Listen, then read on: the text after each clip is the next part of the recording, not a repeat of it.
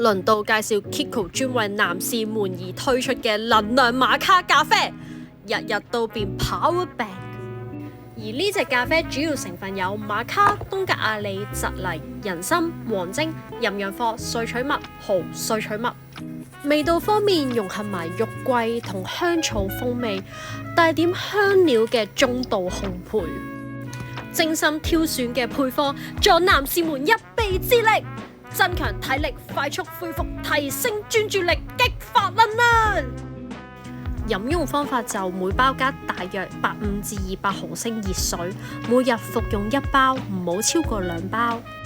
好，依家等陳店員訪問下買咗嘅客嘅用後感先。